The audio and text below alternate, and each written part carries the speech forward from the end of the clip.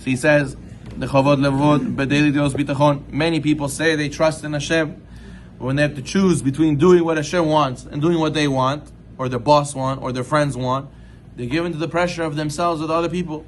They're acting a lot of times out of fear. They fear people, they fear their boss, they feel these things are more real than HaKadosh Baruch Hu, Chas v'Shalom.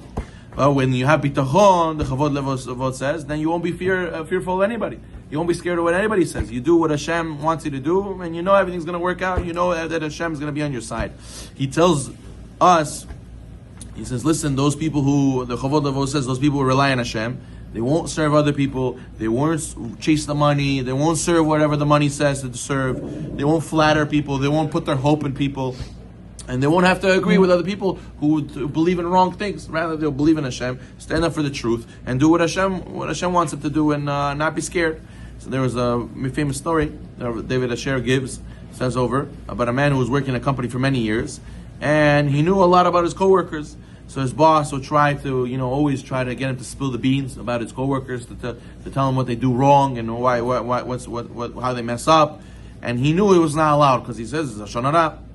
So time and time again, he refused to listen to his boss, not to speak Lashon Hara. So then the boss started harassing him. One day, he even locked the worker out of his office. But the worker didn't give in. He didn't want to speak Lashon Hara. After a few months of badgering him, the boss entered the office, the worker's office, with a smile, telling him that you've been transferred to a different division in the company. He says, why?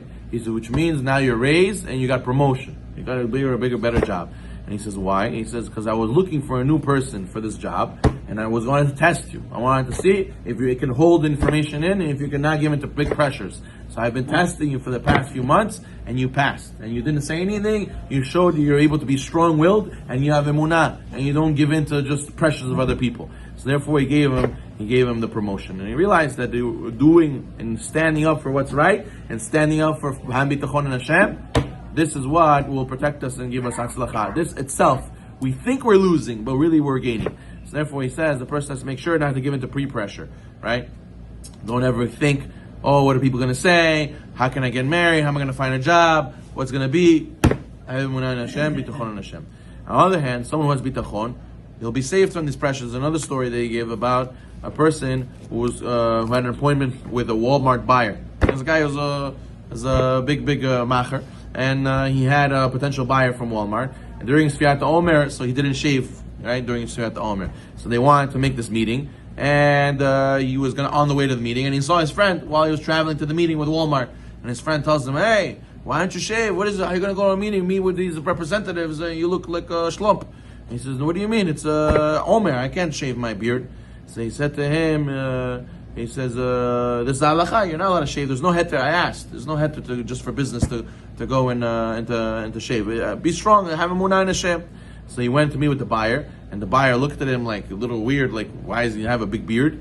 And then he asked him, what's with the beard? He says, listen, it's a religious custom not to shave this time of year. It's for mourning and the 24,000 students, whatever. He says, wow, I respect people who are very into their religion. Wow. And then he didn't speak about it. The next time he came to the meeting, he was clean shaven, and he says, listen, he met with, Walmart met with his other guy, this guy's friend, he met with him, and he says, listen, it was during the Omer still. He says, listen, why are you shaving? I met with your friend, he had a beard. Where's your beard? You're not an Orthodox Jew. So he said to him, no, what do you mean? He's trying to fit in. He tried to flatter him. It backfired. This guy got the deal. The other guy didn't get the deal. Because the guy asked him, where's your beard? I thought you were an Orthodox Jew. So you see that a person has bitachon, sticks to Hashem's laws, sticks to Hashem's halachot, even though it doesn't make sense. You don't realize that HaKadosh Baruch Hu is the one who gives you parnasah. The one who's going to give you the parnasah, he says to do this. So what's the problem? He's going to give you, even if he commands you to do this.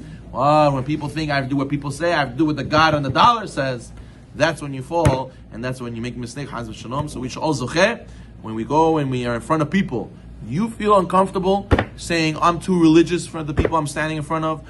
Do you give in to peer pressure? Are you scared to wear your kippah in certain places? Are you scared to get up and say, I'm walking out, this is the wrong thing to do? So therefore a person has to make sure not to be embarrassed, rather have to be bitachon in Hashem and do the right thing.